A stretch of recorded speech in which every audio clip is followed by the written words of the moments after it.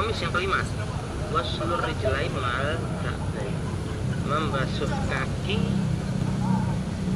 plus apa? Ditambah dengan dua mata kaki. Ka'ban atau ka'bain ya, ka'ban dua mata kaki itu adalah dua tulang yang menonjol yang menjadi sambungan antara sak dan kodam. Betis itu betis ya, betis dan juga kaki. Gitu. Mata kaki itu adalah sambungan antara tulang betis yang atas ini, yang tulang kering itu ya, dan juga kaki yang ada tonjolannya dua di kanan kiri itu. Yang sering dibilang orang kalau kita nabrak sesuatu, untuk mata kakinya buat lihat mata kaki. Al-makna al-khamis yang kelima dari fardu wudu adalah membasuh seluruh kaki bersamaan dengan dua mata kaki. Wasyukupiha, lekuan-lekuan kaki. Misalnya kaki kita, kan kaki kita kan ada lekuannya ya. Kaki kita nggak datang gini ada lekuan sedikit itu wajib dibasuh. Atau misalnya kaki kita lagi kena koreng, bukan koreng ya, kena luka kemudian ada lekuannya, itu wajib dibasuh. Dan wajib untuk menghilangkan mafisyukuk, sesuatu yang menutupi lekuan itu tadi ya, kalau ada lilin atau ada apa berupa syamak itu lilin dan semisalnya. Jika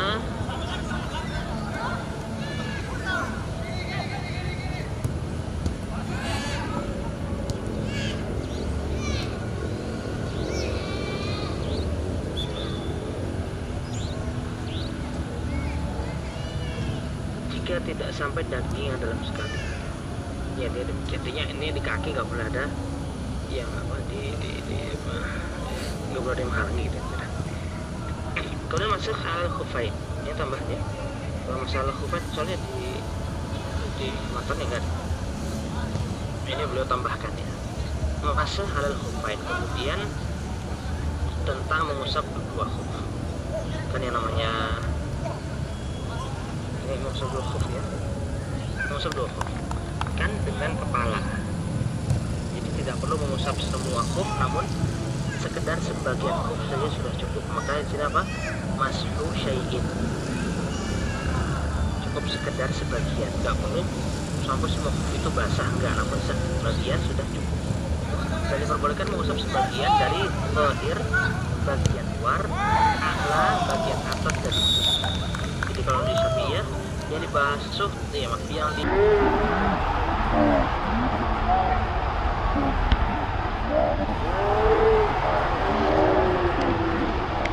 bagian atas luar dari khuf, bukan bagian bawah, bukan samping namun atas. Badalan min qasdul, bagi ganti membasuh dua kaki. Bagi orang mukim sehari semalam, bagi musafir 3 hari 3, misalnya dia jadi wudhunya itu harus sempurna, nggak boleh dia itu wudhu satu kaki dibasuh pakai khuf kemudian kaki kedua dibasuh pakai khuf, nggak boleh, harus dua-duanya itu sudah suci dulu, harus kamilah, harus sempurna dulu wudhunya yang pertama itu. Lalu an yakuna qawiyan, khuf tersebut harus kuat. Apa definisi kuat? Yumkin mutaba'ah, memungkinkan untuk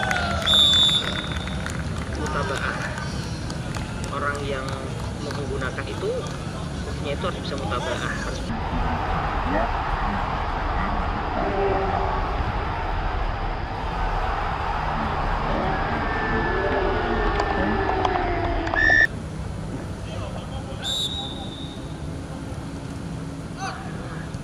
Ini ada satu problem besar nih di yang ketiga ini. Kalau dicetakan Darul Minhaj wa yakuna manihan di nufudul ma'min kharazi lau subba alaihi. Kalau dicetakan Dardi wa yakuna manihan li nufudul ma'min ghairi kharazin wa lau subba alaihi. Jadi yang lebih mutamat min ghairi.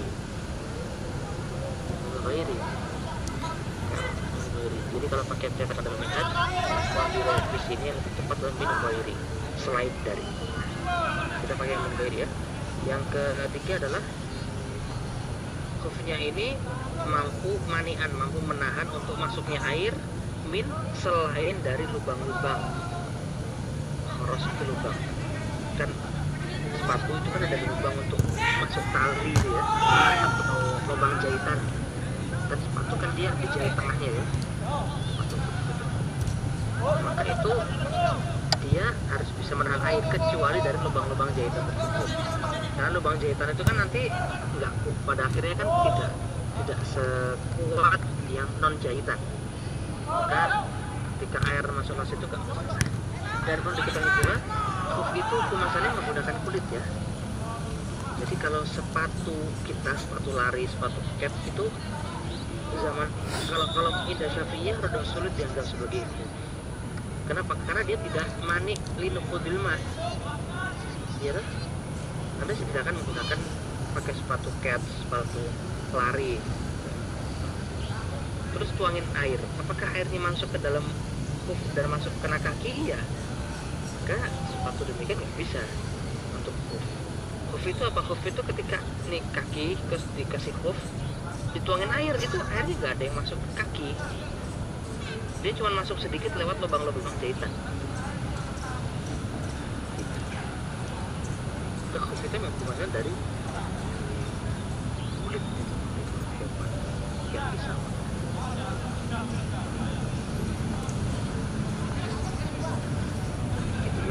Yang cepat yang tepat adalah min ghairil kharaz, selain dari lubang jahitan. Yang keempat an yakuna tahiran, harus suci. Jadi umumnya kan khuf terbuat dari kulit hewan, kulit sapi itu harus suci dengan cara apa? Disambat. Nggak boleh kulit batu. Kalau kulit buaya boleh nggak boleh selama disambat. Kalau di Syafi'iyah semua kulit itu suci dengan disambat kecuali kulit babi dan kulit anjing. Kemudian yang kelima an yakuna satiran li mahallil ghusli min ghairi a'lam. Amma minhu fala yuftar. Yang kelima, khuf itu satir menutup mahal ghusl, tempat yang wajib dibasuh. Min ghairi a'lam, selain dari sisi atas. Kan tadi dari sisi atas kan ada lubang jahitan itu ya. Itu kan dia kan berarti nggak terlalu sempurna, itu nggak masalah. Jadi intinya harus satir gitu aja. Adapun minhu dari atas maka nggak masalah, karena ada lubang-lubang kecil jahitan. Wa alla yahsula lilabis hadatsun akbar, tidak boleh sang pemakai itu punya hadas akbar. Kalau punya hadas akbar ya nggak bisa, harus mandi harus melepas khuf. Karena alla yadhar syai'un min mahallil, tidak terlihat sesuatu pun dari tempat yang wajib dibasuh di kaki. Tadi dari kaki sama mata kaki itu nggak boleh terlihat. Maka misalnya khufnya itu sobek, misalnya di samping sobek, kemudian bisa dilihat dari samping, terlihat kaki dari samping, maka tidak bisa digunakan untuk khuf. Jadi syarat khuf di Syafi'iyah itu sangat berat ya, sangat ketat sekali. Plus satu lagi, wala yanhalal ura wa lam yatashyad min mahallil fard. Kemudian tidak tidak lepas ikatannya tadi jahitan, dia tidak lepas, karena kalau lepas itu akan membuat dia tidak qawi, tidak kuat, tidak bisa digunakan untuk berjalan-jalan. Jadi ini sebenarnya syarat terakhirnya balik ke syarat nomor 2.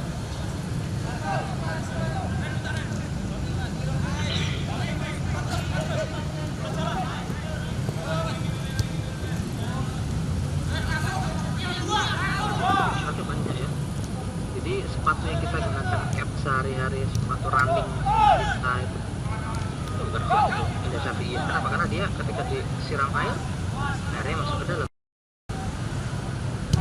Dan khuf ini menjadi sangat krusial di zaman Nabi. Kenapa? Karena di zaman Nabi itu kan perjalanan itu sangat ekstrim.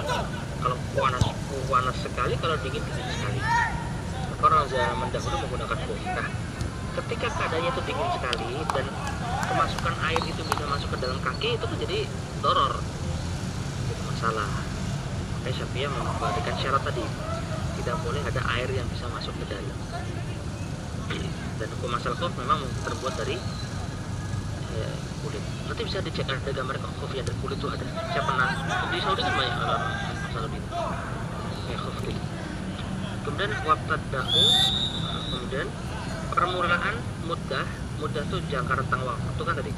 Rentang waktu menggunakan khuf itu berapa lama? Kalau musafir 3 hari 3 malam, kalau non musafir sehari semalam. Nah, dimulai jangka waktu tersebut dari akhir hadas setelah menggunakan khuf tersebut. Jadi bukan dari ketika menggunakan khuf langsung terhitung jamnya, enggak. Langsung terhitung 24 jam, enggak. Namun apa, dari akhir hadas. Jadi misalnya dia menggunakan khuf jam 12 siang, kemudian baru berhadas jam 1 siang, maka hitungan 1 hari 1 malam 24 jam itu dimulai dari jam 1 siang. Ba'da lil nafsi mutlaqan idam hajar, kalau kata Ibnu Hajar mutlak. Adapun kalau kata Romli itu min awalil hadas alladzi min sya'nihi an yaqa'a bil ikhtiyar. Adapun kanaum wal namas. Adapun kalau kata Romli, memulai itu adalah dari awal hadas kalau hadasnya itu dilakukan dengan sengaja, seperti tidur,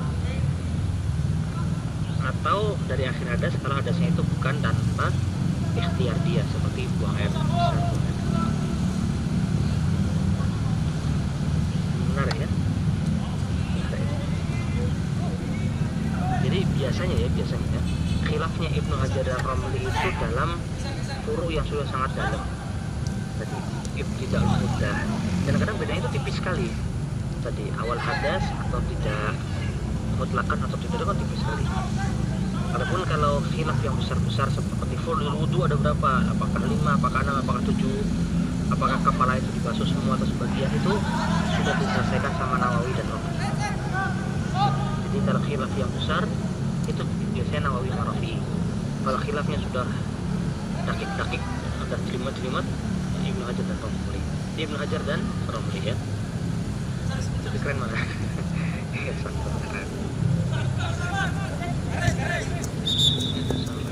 sepanjang ya. Ya, sampai tertutup. Tartib asadis yang keenam, rukun yang keenam ada tartib. Tartib itu apa? Waktu kulli syai'in fi martabatihi, menempatkan segala sesuatu di tempat.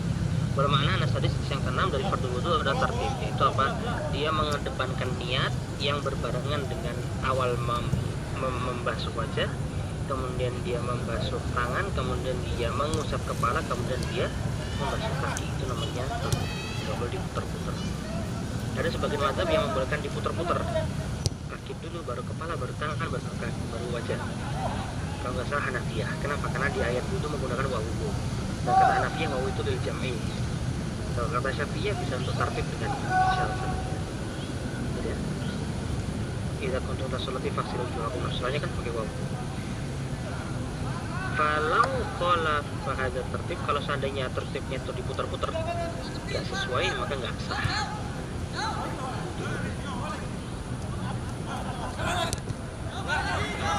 Kasus bagaimana kalau orang itu wudu di dalam, bagaimana kalau ada orang itu wudu di dalam bak mandi, atau wudu di dalam kolam renang, atau wudu di dalam yang kolam renang misalnya. Nah, walau gotosa fimahin walau qalilan ya.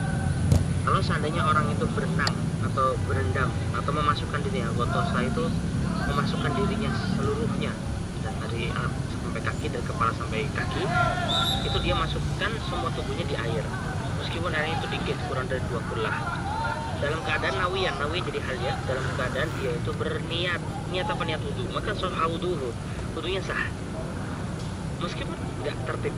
Kenapa? Karena tertibnya namanya tertib yang takdirian. Kenapa? Wa in lam itu ya, wa in lam yamkus, meskipun dia tidak berdiam di air tersebut dalam suatu rentang waktu yang mencukupkan untuk tertib hakiki.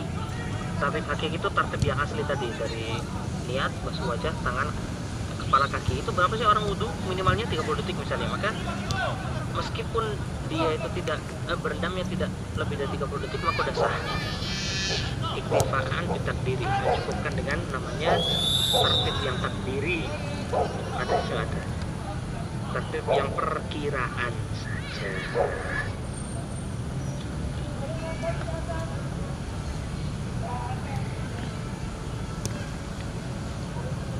Ya mungkin demikian ya yang dapat kita bersama pada kesempatan hari ini.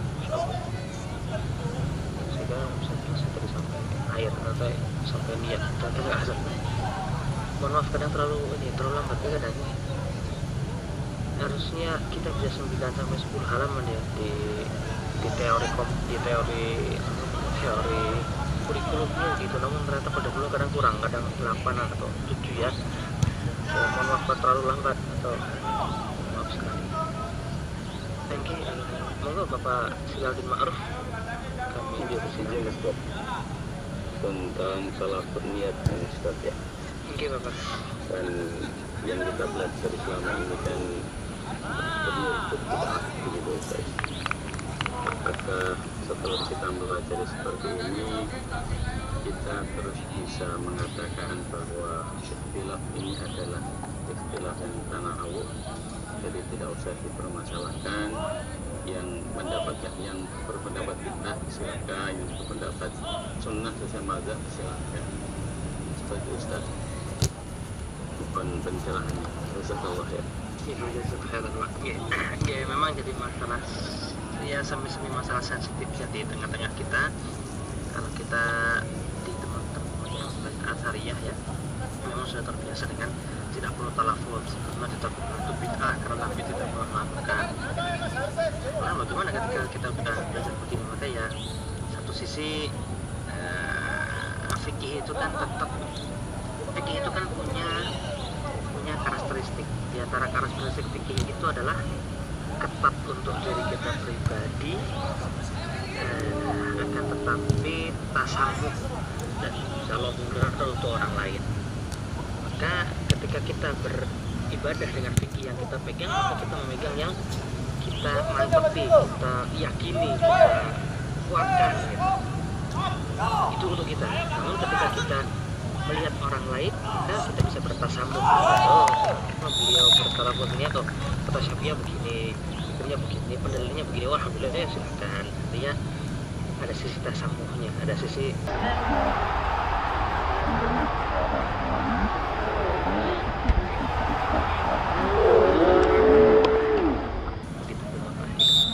kemudian ada Ustaz Raihan Barakallahu ada 4 ini tadi. Ya Allah. Pertama ingat dalam mazhab Syafi'i tadi dia mengenai gusel ada 2 disebut gusel saja. Jirayanul ma sama satu lagi tetesannya 3. Apa itu semuanya atau satu aja? Ya, semua itu untuk semua secara umum ya, untuk semua anggota itu demikian. Jadi ketika kita basuh wajah ya berarti air itu harus mengalir di wajah dan jatuh dari wajah. Kemudian ketika kita membasuh tangan, artinya air itu yang mengalir di tangan mengalir dan naik jatuh. Terus kaki juga demikian. Dua-duanya terpenuhi dulu. Iya, dua-duanya terpenuhi, airnya mengalir dan menetes. Karena ya nggak mungkin juga kalau kayaknya nggak mungkin dia menetes tanpa mengalir. Secara umum kan itu dua-duanya ada mengalir plus menetes. Itu penjelasan Syekh Wahab Suhaili di